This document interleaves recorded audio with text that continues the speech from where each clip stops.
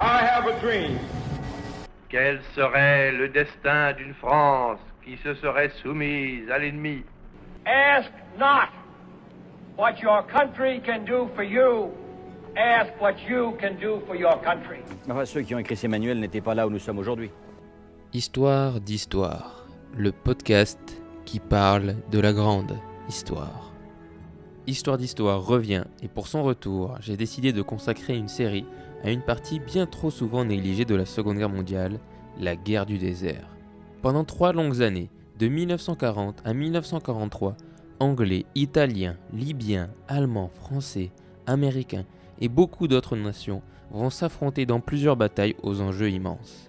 Le tout dans des conditions météorologiques et logistiques extrêmement difficiles qui pousseront les deux camps à innover dans leur stratégie. C'est durant cette période que des noms comme Rommel ou Montgomery deviendront célèbres. C'est durant cette guerre du désert que le sort du conflit en Europe de l'Ouest s'est joué. C'est pour être le plus précis possible que je vais traiter de ce conflit sur plusieurs épisodes diffusés à raison d'un par semaine. Pour augmenter la valeur de chaque épisode, je mettrai à votre disposition des liens pour que vous puissiez avoir accès aux sources, cartes, photos et tout autre support qui m'a été utile pour préparer l'épisode et qui pourra compléter mes propos. Sur ce, plongeons sans plus attendre dans le sable et le soleil d'Afrique du Nord. Nous sommes en 1940.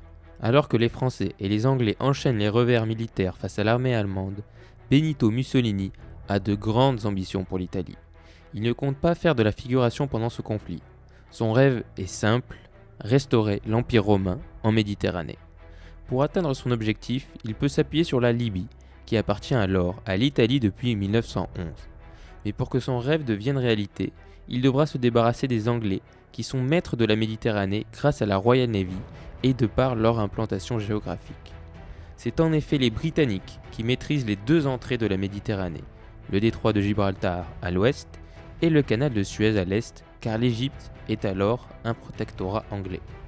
C'est donc en juin 1940 que Mussolini veut lancer l'offensive sur les Anglais en Égypte depuis la Libye.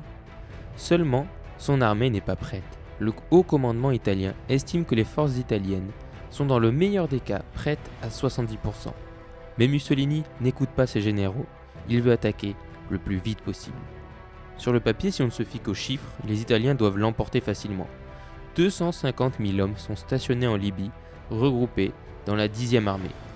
Mais malgré ce chiffre imposant, il manque cruellement de matériel, notamment de camions, qui joueront un rôle primordial dans l'approvisionnement des troupes et leur déplacement. En face, l'ensemble des troupes britanniques au Moyen-Orient représente 86 000 hommes, dont 36 000 en Égypte, regroupés sous la Western Desert Force. Eux aussi manquaient alors de matériel, mais à la différence des troupes italiennes en Libye, qui étaient essentiellement des soldats peu expérimentés ou des Libyens incorporés dans l'armée italienne de force, les Anglais pouvaient compter sur une armée de métier qui était plus expérimentée et mieux entraînée. Le maréchal Graziani fut nommé à la tête des troupes italiennes en Afrique du Nord. Lors de sa prise de fonction, il se rendit vite compte du manque d'équipement et de préparation de son armée. Il réussit alors à convaincre Mussolini de reporter l'offensive au mois d'octobre 1940. Si l'opération réussit, les Italiens, en plus de restaurer une partie de l'Empire romain, s'empareront d'une porte d'entrée sur la Méditerranée essentielle pour les Anglais, qu'est le canal de Suez. C'est en effet par ce canal que les Anglais acheminent une grande partie du matériel et des ressources produits par leurs colonies comme l'Inde, l'Australie ou la Nouvelle-Zélande. Et surtout, les Italiens auront ensuite accès aux ressources pétrolières de l'Irak et de l'Iran. Graziani, conscient de ces enjeux et de l'état de son armée, repoussa donc l'assaut au mois d'octobre 1940. Pendant cette période, les Anglais, eux aussi, conscients de la bataille à venir, eurent le temps de se préparer. Churchill envoya des renforts, notamment plusieurs divisions blindées en Égypte, ainsi que du matériel. Le 9 septembre 1940, les Italiens passent à l'attaque. 80 000 hommes avancent sous un soleil de plomb. Ils font une percée de 120 km dans le front et s'avancent jusqu'à la ville de Sidi Barrani, en Égypte. Graziani n'a alors pas le choix. Il doit stopper l'avancée de ses troupes qui sont épuisées et la déshydratation menace. La logistique italienne n'arrive pas à suivre. Pour chaque litre d'eau acheminée au front, ils en consomment 3. Avant de continuer, l'opération E, qui est le nom que les Italiens ont donné à cette opération, il est important de situer immédiatement le contexte géographique de la bataille et plus généralement de la guerre du désert. On peut penser que la guerre du désert avait lieu, comme son nom l'indique, dans le désert. En réalité, non, le front n'est pas large et suit principalement la côte. S'éloigner de la mer veut dire s'enfoncer dans le désert et donc s'éloigner des voies d'approvisionnement en eau, en essence, en munitions et de manière générale en matériel. Pour revenir à l'opération E, c'est donc en partie à cause de l'eau que l'armée de Graziani a dû s'arrêter. Les Italiens doivent en effet construire un aqueduc pour acheminer plus efficacement l'eau, et alors que Mussolini veut reprendre l'offensive le 15 octobre, Graziani, se rendant compte de l'ampleur des travaux, décide de repousser l'offensive au 15 décembre 1940. Ce report laissera assez de temps aux Anglais pour préparer la contre-offensive qui, comme l'assaut des Italiens, sera fulgurante. Opération Compass. Pour cette partie, de nombreux noms de villes et de lieux seront cités. Je vous invite donc à aller consulter les cartes en lien de l'épisode. Dans tous les cas, je vais essayer de rendre cela le plus compréhensible possible. Le général O'Connor, qui est à la tête de la Western Desert Force, a préparé la contre-attaque pour le 9 décembre 1940. Elle portera le nom d'Opération Compass. L'objectif est de pousser les Italiens hors d'Égypte. Pour cela, O'Connor, malgré le désavantage numérique, peut compter sur l'avantage technologique ainsi que sur l'expérience de ses hommes. Sous ses ordres, O'Connor a de nombreux chars cruisers Mk1 et Mk2 et surtout les nouveaux chars d'infanterie, les Matilda II. Les Italiens ne le savent pas encore, mais leurs canons anti-chars ne peuvent pas percer le blindage des Matilda. Cela s'avérera un avantage crucial pour les Anglais dans la bataille à venir. En comparaison, les Italiens possèdent de vieux chars Fiat M11 et des tankettes, des mini-tanks plus proches de la voiture blindée que d'un vrai char. A l'origine, l'opération Compass ne devait être qu'un simple raid de 5 jours sur les positions italiennes, afin de mettre en péril leur voie de ravitaillement et de les pousser à se retirer d'Égypte. Lors de l'opération E, les Italiens du général Graziani vont avancer jusqu'à la ville côtière de Sidi Barrani.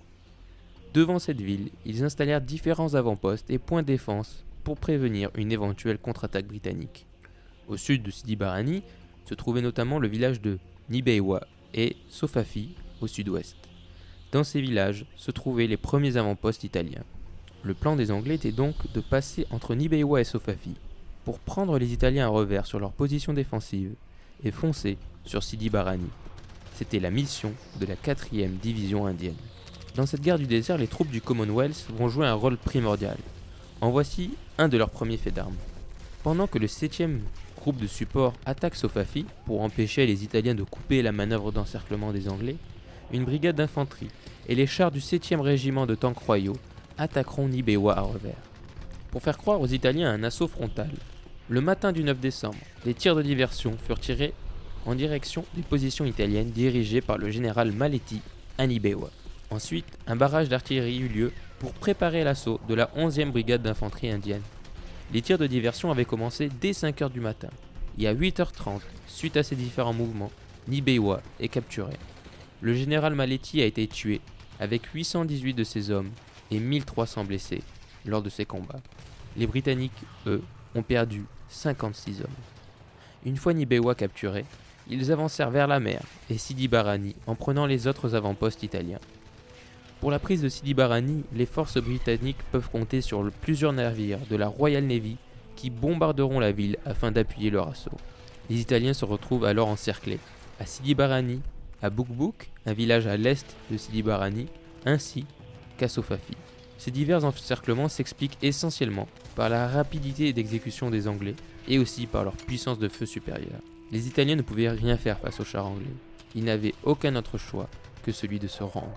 Le 11 décembre, les Italiens avaient perdu 2100 hommes tués, 2200 blessés, mais surtout les Anglais ont fait 38 000 prisonniers, sans compter les grandes quantités de matériel qu'ils ont saisi. Sur cette partie de la bataille, les Anglais, de leur côté, n'ont perdu que 634 hommes. Le reste des forces italiennes se replièrent vers la Libye.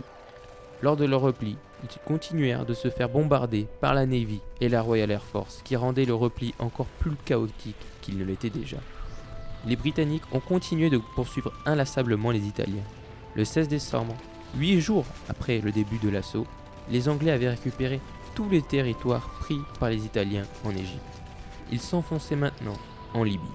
le 13e corps d'armée italien se retrancha dans la ville côtière de Bardia, en Libye, afin de stopper l'avancée des Britanniques.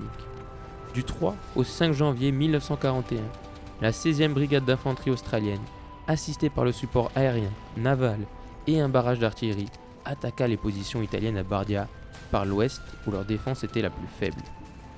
Des troupes du génie s'occupèrent de détruire les différents obstacles anti-tanks et barbelés installés par les troupes italiennes.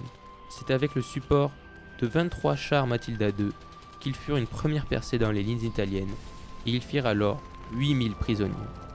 Une fois cette brèche créée, ils passèrent à l'assaut de la seconde ligne de défense qui cédait à son tour. Les dernières garnisons italiennes se rendirent alors aux Australiens. Ce jour-là, ils firent 25 000 prisonniers. 400 canons furent récupérés, avec 130 chars. Dans la bataille, les Italiens ont perdu 1700 hommes et 3700 furent blessés. On se rend déjà compte à ce moment de l'état de la débâcle italienne. Ils ont perdu plus de 60 000 hommes, entre les prisonniers, les morts et les blessés, soit quasiment la moitié de leur effectif. Et ce n'est pas fini. Le prochain objectif des Anglais est la ville portuaire de Tobruk. À 5h30 du matin, le 21 janvier, l'assaut final commence. La 16e brigade australienne, accompagnée par 18 tanks, s'engouffre de 1,6 km dans les défenses italiennes. Ils tentent alors de contre-attaquer, mais en vain. Leurs tanks sont automatiquement détruits par les canons anti-chars anglais.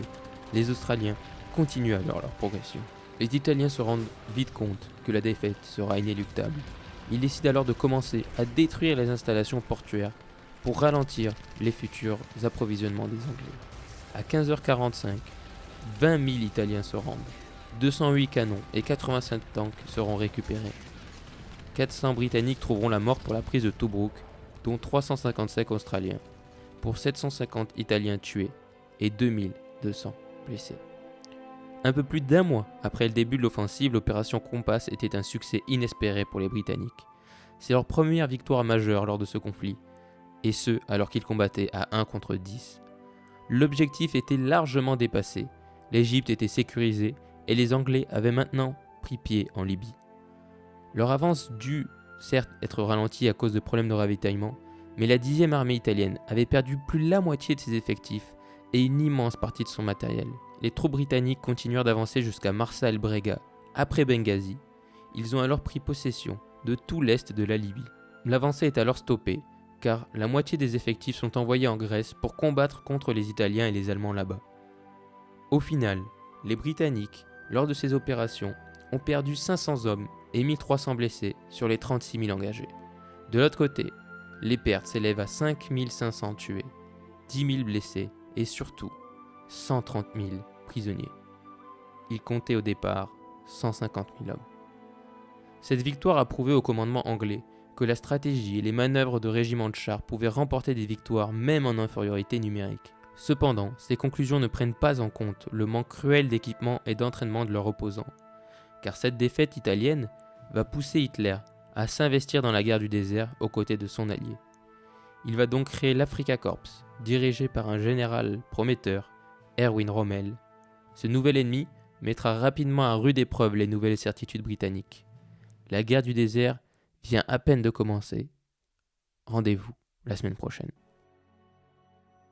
Tu peux t'abonner et partager le podcast à tes amis s'il t'a plu. Si tu m'écoutes sur iTunes ou Apple Podcast, je t'invite vraiment à aller mettre une note sur iTunes. Ça aide vraiment le podcast et je t'en serai extrêmement reconnaissant. Tu trouveras dans les notes de l'épisode plusieurs liens utiles, notamment un qui te permet de poser une question qui concerne ou cet épisode ou une autre période historique. J'y répondrai dans un épisode spécial quand j'aurai reçu suffisamment de questions. Pour chaque épisode aussi, je l'ai dit au début mais je le répète, tu pourras retrouver dans les notes différents liens, différentes images, différentes cartes qui vont t'aider peut-être à comprendre et à appréhender le sujet de l'épisode en question. Et aussi tu peux trouver un lien, ça fait beaucoup de liens, vers le compte Instagram d'Histoire d'Histoire où chaque semaine, en lien avec l'épisode de la semaine, je posterai du coup des photos et des cartes pour toujours continuer d'agrémenter et de rajouter un peu de bonus à l'épisode de la semaine. Rendez-vous la semaine prochaine pour la suite de la guerre du désert.